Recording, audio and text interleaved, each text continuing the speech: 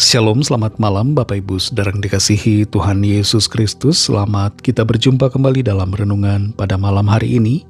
Kiranya saudara semua ada dalam keadaan yang baik, sehat, penuh sukacita, kuat dalam iman dan berlimpah dengan berkat Tuhan. Sebelum kita mendengar kebenaran firman Tuhan, mari kita siapkan hati dan berdoa. Bapa di sorga, Bapa dalam nama Tuhan Yesus Kristus, Tuhan dan Allah kami yang hidup dan berkuasa berdaulat atas segalanya, Tuhan yang mengasihi kami dengan kasih yang kekal. Terima kasih untuk penyertaan-Mu dan berkat kebaikan-Mu di sepanjang hari ini. Saat ini kami mau mendengar sabda firman-Mu. Urapilah kami Roh Kudus supaya kami mengerti dan mentaati akan setiap kehendak-Mu. Dalam nama Tuhan Yesus kami berdoa. Haleluya, amin. Saudara yang dikasihi Tuhan, ayat firman Tuhan saat ini terdapat dalam 1 Korintus 14 ayat yang ke-20. Tertulis demikian. Saudara-saudara, janganlah sama seperti anak-anak dalam pemikiranmu. Jadilah anak-anak dalam kejahatan, tetapi orang dewasa dalam pemikiranmu. Saudara yang dikasihi Tuhan, bayi yang baru lahir tidak bisa berbicara, tidak bisa berjalan, tidak bisa makan sendiri, dan banyak lagi ketidakbisaannya. Bayi tidak akan mengerti apa itu sejarah, apa itu matematika, kalkulus, bagaimana memasak, dan sebagainya. Dia tidak mengerti. Bayi akan belajar perlahan dari orang tua atau pengasuhnya. Biasanya bayi akan menyerap kata-kata dari orang tua, tapi itu butuh waktu. Intinya adalah bayi punya banyak keterbatasan dan sangat tergantung kepada orang lain. William James Sidis dianggap sebagai manusia terpintar yang pernah hidup. Ia sudah bisa makan sendiri, memakai sendok ketika berusia 8 bulan, dan bisa membaca dengan baik koran New York Times ketika berusia 18 bulan. Ada juga bayi-bayi lain yang punya perkembangan yang cepat, tapi umumnya bayi tidak bisa melakukan banyak hal, apalagi bayi yang baru lahir. Mari kita perhatikan kembali 1 Korintus 14 ayat 20. Di situ dinyatakan, saudara-saudara, janganlah sama seperti anak-anak dalam pemikiranmu. Jadilah anak-anak dalam kejahatan, tetapi orang dewasa dalam pemikiranmu. Ayat ini, saudara, merupakan sebuah teguran kepada jemaat di Korintus, di mana mereka tidak dewasa secara rohani. Mereka sudah mengenal Tuhan tapi tidak mengalami pertumbuhan dan malah stagnan dalam keimanan mereka, pengenalan mereka akan Tuhan, dan tidak mengalami perubahan gaya hidup karena pola pikir mereka yang tidak berubah. Ayat ini kadang-kadang disalah mengerti, khususnya di bagian jadilah anak-anak dalam kejahatan.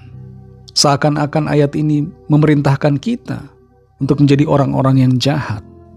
Padahal artinya tidak demikian, saudara.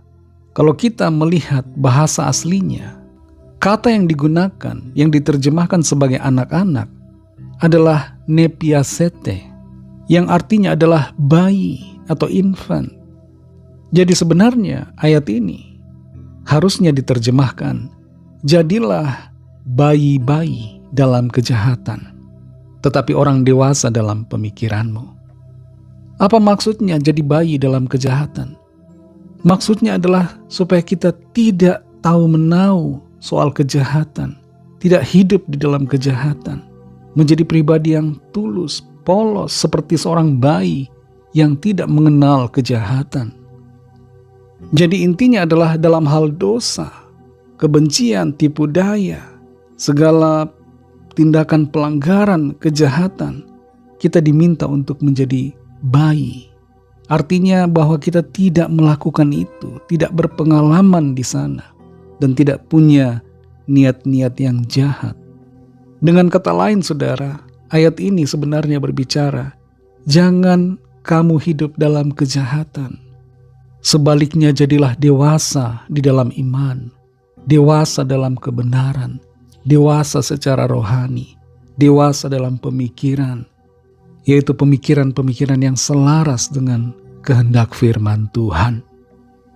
Saudara yang dikasihi Tuhan, adakah di antara kita yang hebat dalam kejahatan, sangat-sangat lihai dalam strategi dan pemikiran berkaitan dengan dosa, kejahatan, pelanggaran? Mari kita jadi bodoh dalam hal-hal itu, tidak tahu. Biarlah kita jauhkan diri kita dari segala yang jahat dan bertumbuh menjadi dewasa secara rohani, sehingga kita berkenan di hadapan Tuhan dan semakin menuju kesempurnaan sebagaimana yang dikehendaki Tuhan. Roh Kudus akan menolong saudara dan saya untuk mengerti firman Tuhan dan hidup dalam kebenarannya. Mari kita berdoa. Terima kasih Tuhan Yesus, kami bersyukur untuk firman-Mu yang sudah kami dengar, firman-Mu yang memberikan kami pengertian untuk kami hidup menjadi orang-orang yang dewasa secara rohani. Tidak tinggal dalam stagnasi kerohanian, tapi bertumbuh semakin mengenal Tuhan dan mengalami transformasi hidup, meninggalkan dosa dan kejahatan, dan senantiasa hidup dalam kebenaran. Terima kasih untuk firman-Mu yang memberikan kami pengertian, lebih lagi untuk semakin dekat kepadamu, menuruti akan kehendak-Mu. Berkatilah kami Tuhan Yesus di sepanjang malam hari ini dalam istirahat kami. Lindungi kami dengan kuat kuasa-Mu. Berikan kami tidur nyenyak dan bangunkan kembali besok pagi dengan kekuatan yang baru. Kami berdoa bagi yang sedang dalam pergumulan, sakit penyakit, masalah keuangan, masalah keluarga rumah tangga, dan masalah-masalah apapun yang sedang dihadapi. Lawatlah ya Tuhan, nyatakan kuasa pertolongan dan mujizat-Mu bagi setiap kami. Kami percaya ada jalan keluar, ada kesembuhan, ada mujizat Tuhan yang dinyatakan. Berkatilah bangsa kami Indonesia dan juga semua bangsa di dunia ini. Berikanlah keamanan, kedamaian, kesejahteraan, dan curahkanlah Roh-Mu yang kudus agar setiap orang dari segala bangsa percaya kepadamu dan menerima anugerah keselamatan. Ampunilah kami akan dosa kesalahan kami, seperti kami juga mengampuni orang yang bersalah kepada kami, dan pimpin kami menjadi sempurna seturut kehendak-Mu. Dalam nama Tuhan Yesus Kristus kami sudah berdoa dan mengucap syukur. Haleluya. Terimalah berkat Tuhan. Tuhan memberkati engkau dan melindungi engkau. Tuhan menyinari engkau dengan wajah-Nya dan memberikan kasih karunia.